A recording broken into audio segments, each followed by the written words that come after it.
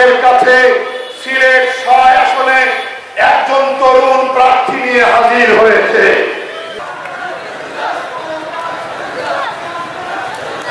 এবার নির্বাচনী প্রচারণায় মাঠে নেমেছে জমিয়তে উলামায়ে ইসলাম বাংলাদেশ। সিলেট ৬ বিয়ানীবাজার গোলাপগঞ্জ নির্বাচনী আসনে দলটির মনোনীত প্রার্থী হিসেবে ঘোষণা করা হয়েছে হাফেজ মাওলানা মোহাম্মদ ফখরুল ইসলামকে।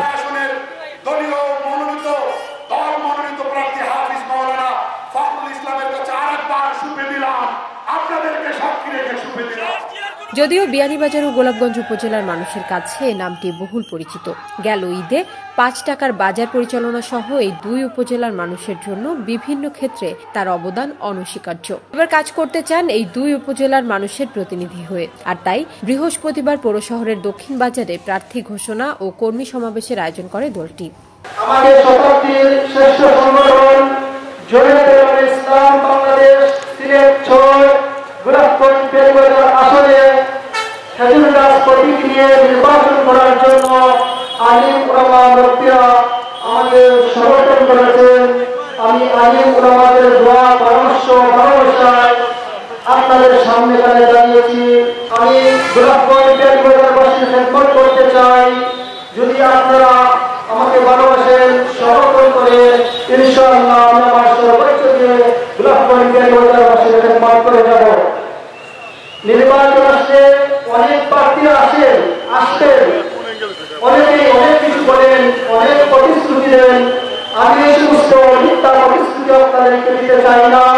আমি বলতে চাই, আমি ফখরুল ইসলাম আলিম উলামারা যেভাবে আমাকে খেজুর গাছ প্রতীক নিয়ে আপনাদের সামনে পাঠিয়েছেন, ইনশাআল্লাহ আমি সেই আলিম উলামার সম্মানে আপনাদের পাশে সবসময় থাকব। যদি গোলাপগঞ্জ বিয়ানীবাজারবাসী আমাকে ভোট দিয়ে নির্বাচিত করেন, ইনশাআল্লাহ সবসময় আপনাদের পাশে থাকব। বিয়ানীবাজার উপজেলা জমিয়তের সাধারণ সম্পাদক মাওলানা আব্দুল হক কাশিমি ও গোলাপগঞ্জ উপজেলা জমিয়তের সাধারণ সম্পাদক মাওলানা আলী আহমেদের যৌথ পরিচালনায় সমাবেশটির সভাপতিত্ব করেন গোলাপগঞ্জ উপজেলা জমিয়তের সভাপতি শায়খ আব্দুল মতিন নাদিয়া।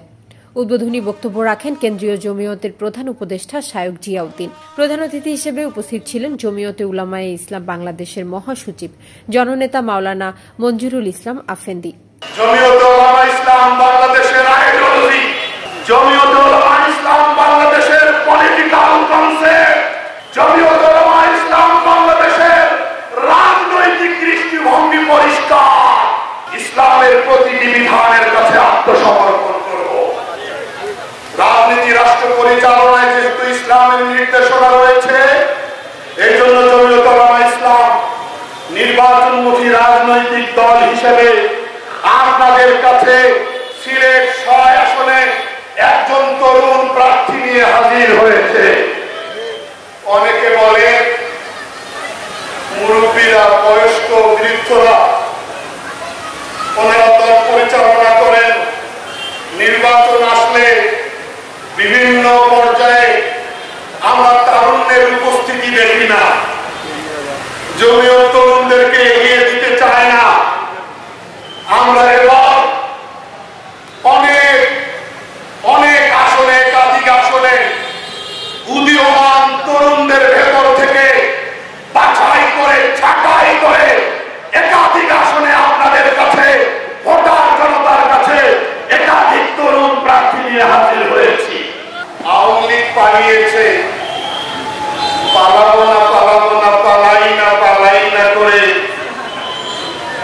জনতার স্বতঃস্ফূর্ত আন্দোলনে পালিয়ে যেতে বাধ্য হয়েছে। কিন্তু তাদের ধর্ম নিরপেক্ষ মতাদর্শ রেখে গেছে। এখনো কেউ ওই লাইনে কথা বলার চেষ্টা করে। ইসলামের সাথে রাজনীতির কোন সম্পর্ক নাই, আমরা ঈমান বিরোধী, ইসলাম বিরোধী এই মতাদর্শের বক্তব্যগুলোকে প্রত্যাখ্যান করি।